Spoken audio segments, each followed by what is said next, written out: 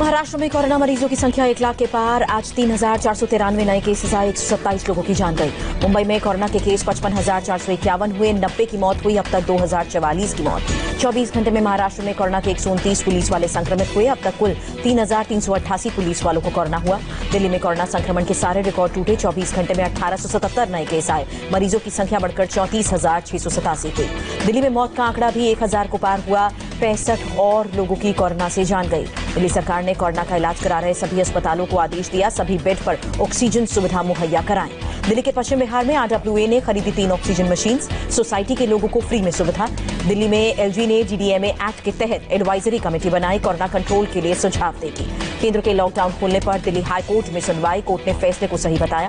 दिल्ली में अस्पतालों की बदइंतजामी पर सुप्रीम कोर्ट की तल्ख टिप्पणी, कोर्ट के लिखित ऑर्डर में इंडिया टीवी की रिपोर्ट का हवाला। सुनवाई के दौरान सुप्रीम कोर्ट के जजों ने कहा, अस्पतालों में मरीज की हालत बदतर, शवों से ज्यादा जिंदा मरीजों की हालत चिंताजनक। सुप्रीम कोर्ट ने इंडिया टीवी के वीडियो का भी जिक्र किया, कहा दिल्ली के अस्पतालों में रोते मरीजों की सुनने वाला कोई नहीं था। कोर्ट ने कोरोना मरीजों के अंतिम संस्कार को लेकर भी उठाए सवाल, कहा मरीज जिंदा तो इलाज नहीं हो रहा, मरने पर अंतिम संस्कार भी ठीक से नहीं। कोरोना टेस्ट पर सुप्रीम कोर्ट ने दिल्ली सरकार से पूछा सवाल, राजधानी में क्यों कम हो रही है टेस्टिंग।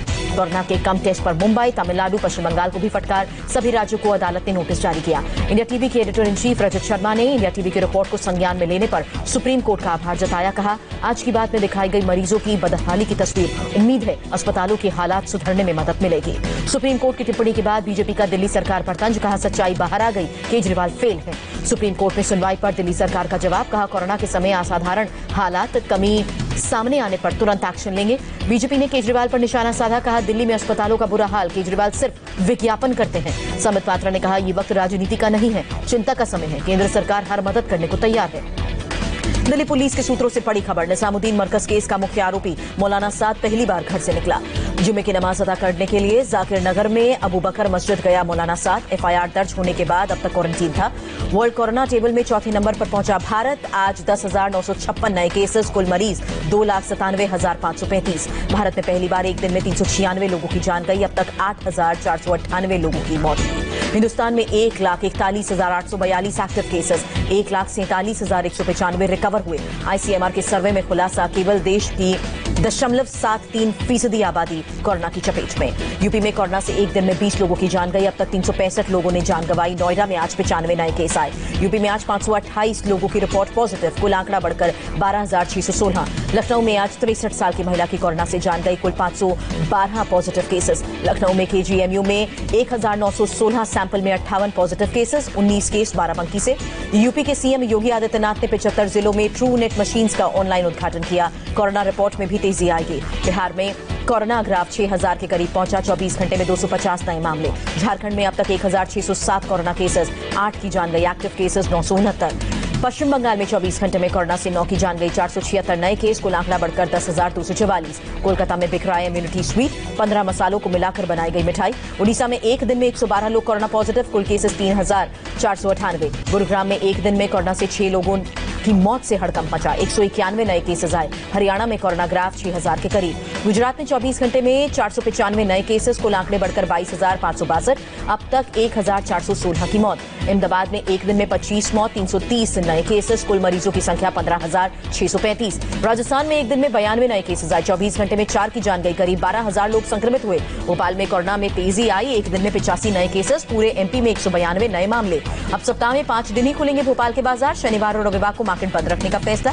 मध्य प्रदेश के मंत्री नरोत्तम मिश्रा का दावा, भोपाल में संक्रमण रोकने के लिए सरकार पूरा फोकस कर रही है। पंजाब में आज 99 मामलों की पुष्टि हुई। 4 लोगों की मौत हुई। 3,000 के करीब पहुंचा संक्रमितों का आंकड़ा। उत्तराखंड में आज 37 नए मामले आए। मरीजों के कुल आंकड़े बढ़कर 1,692 हुए। हिमाचल प्रदेश के हमीरपुर में कोरोना के 11 नए केसेस। राज्य में अब तक 482 कोरोना पॉजिटिव।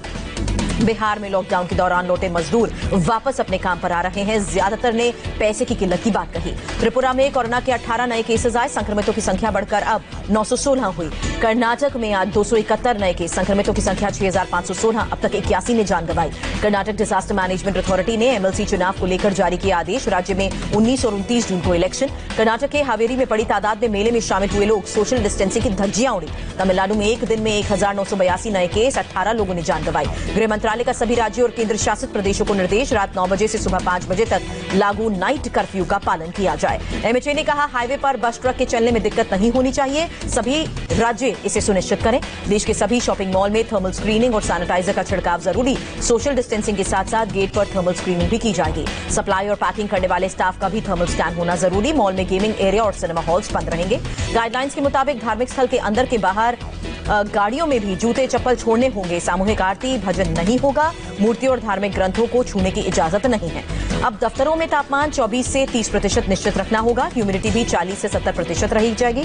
स्वास्थ्य मंत्रालय का निर्देश। ओसीआई कार्ड वाले विदेशियों को सशर्त इंडिया आने की परमिशन। एमएचए ने गाइडलाइंस जारी की। केंद्र के लॉकडाउन में ढील देने के फैसले के खिलाफ याचिका पर लगेगा 20,000 का फाइन।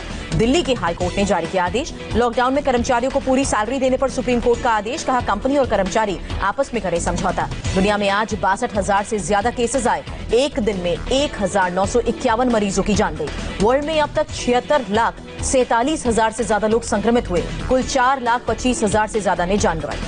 दुनिया भर में अब तक 38,65,000 से ज्यादा मरीज ठीक हुए। कुल 33,46,000 एक्टिव केसेस। अमेरिका में संक्रमितों की संख्या 20,92,000 से ज्यादा। 1,16,000 से ज्यादा की मौत हुई। 16 और 17 जून को सभी राज्यों के सीएम से बात करेंगे पीएम। राज्यों के ताजा हालात पर जानकारी लेंगे। भारत और चीन के बीच गलवान के 2 ब्रिज और फिंगर 4 इलाके को लेकर टकराव जारी। चीन पीछे न हटने के फैसले पर अड़ा है। जल्द ब्रिगेडियर लेवल पर भी होगी दोनों देशों के बीच बातचीत। टकराव कम करने को लेकर चर्चा।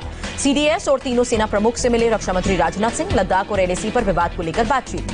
चीन के मुद्दे पर पीएम से जवाब मांगने पर केंद्रीय मंत्री रविशंकर प्रसाद ने राहुल गांधी को घेरा। पुराना ट्वीट शेयर करते हुए प्रसाद ने कहा, राहुल के पास अपना सूचना तंत्र है। भारत नेपाल बॉर्डर के पास फायरिंग का मामला। सीतामढ़ी के एसपी ने कहा, नेपाल के इलाके में घटना। एसएसबी के कमांडेंट ने नेपाल के एसपी से बात की। घटना के बाद बॉर्डर इलाके में भारतीय जवानों की गश्त तेज। बॉर्डर पर पाकिस्तान सेना की बड़ी साजिश।